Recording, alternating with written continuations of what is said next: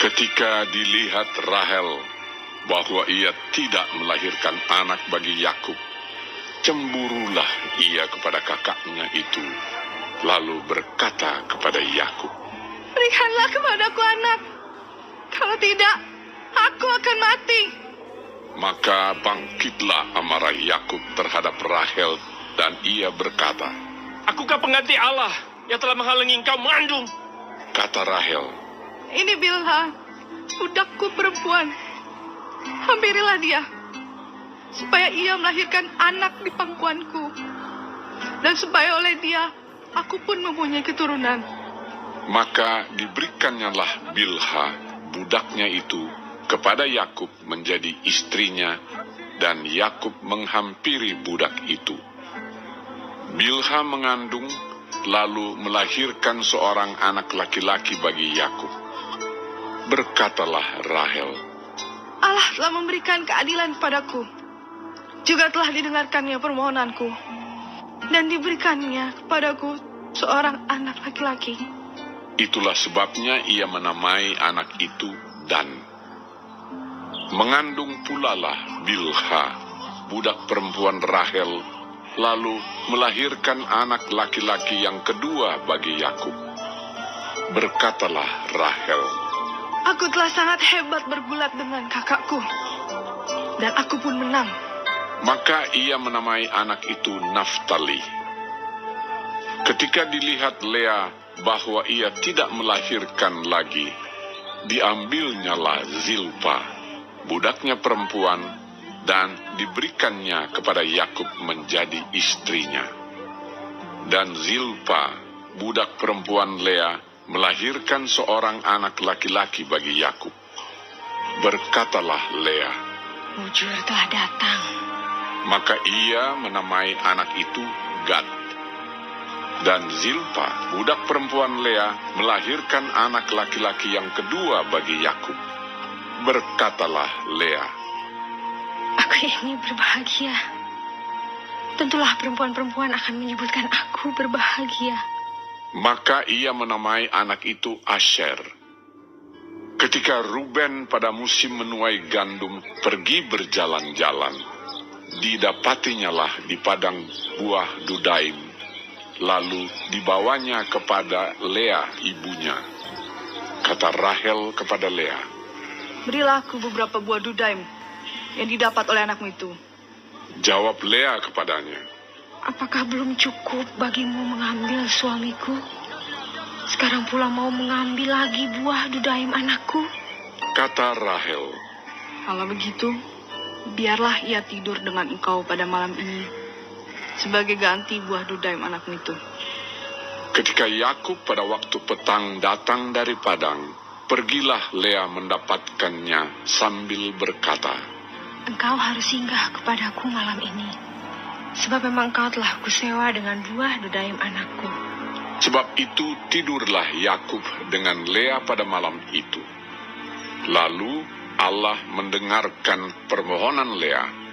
Lea mengandung dan melahirkan anak laki-laki yang kelima bagi Yakub. Lalu kata Lea, "Allah telah memberi upahku, karena aku telah memberi budakku perempuan kepada suamiku." Maka ia menamai anak itu Isakar.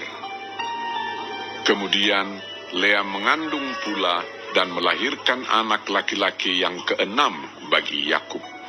Berkatalah Lea, "Allah telah memberikan hadiah yang indah kepadaku. Sekali ini, suamiku akan tinggal bersama-sama dengan aku, karena aku telah melahirkan 6 orang anak laki-laki baginya." Maka ia menamai anak itu Zebulon.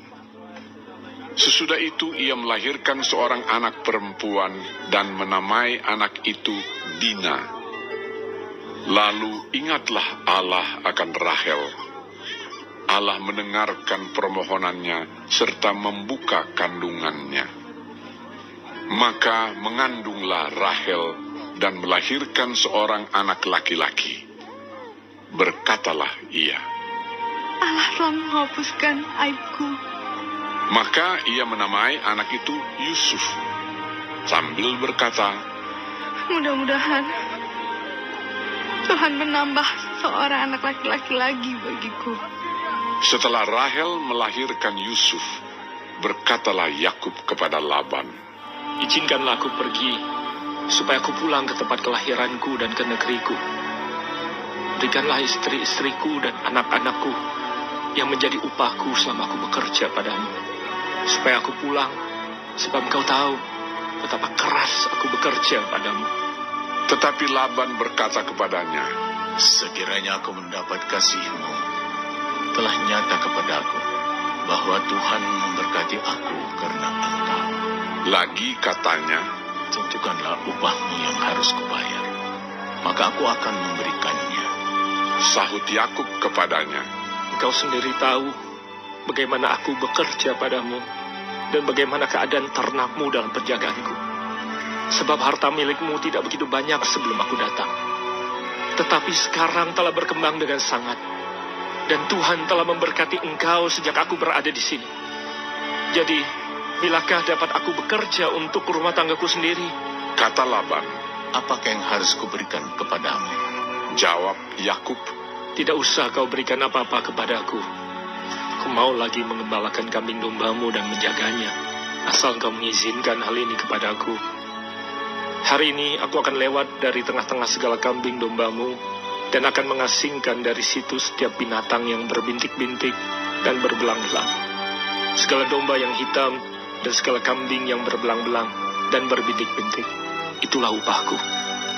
Dan kejujuranku akan terbukti di kemudian hari, apabila engkau datang memeriksa upahku. Segala yang tidak berbintik-bintik atau berbelang-belang di antara kambing-kambing, dan yang tidak hitam di antara domba-domba, anggaplah itu tercuri olehku.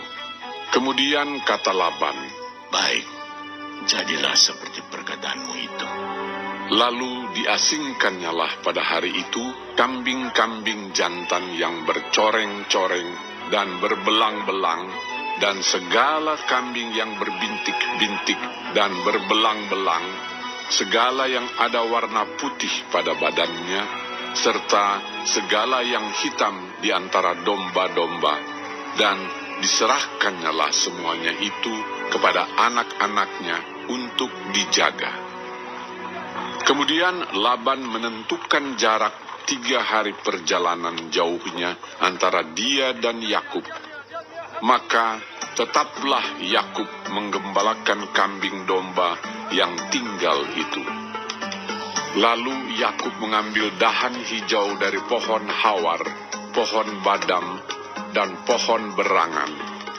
Dikupasnyalah dahan-dahan itu sehingga berbelang-belang sampai yang putihnya kelihatan.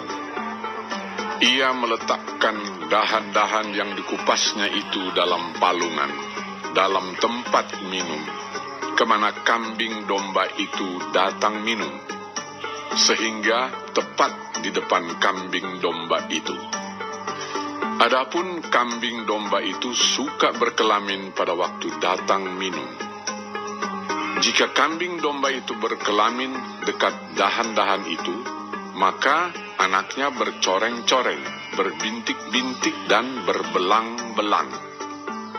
Kemudian Yakub memisahkan domba-domba itu, dihadapkannya kepala-kepala kambing domba itu kepada yang bercoreng-coreng dan kepada segala yang hitam di antara kambing domba Laban.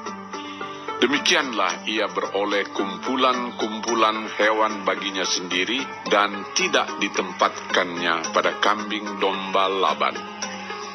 Dan setiap kali apabila berkelamin kambing domba yang kuat, maka Yakub meletakkan dahan-dahan itu ke dalam palungan di depan mata kambing domba itu, supaya berkelamin dekat dahan-dahan itu. Tetapi apabila datang kambing domba yang lemah, ia tidak meletakkan dahan-dahan itu ke dalamnya. Jadi hewan yang lemah untuk Laban dan yang kuat untuk Yakub. Maka sangatlah bertambah-tambah harta Yakub, dan ia mempunyai banyak kambing domba, budak perempuan, dan laki-laki, unta dan keledai.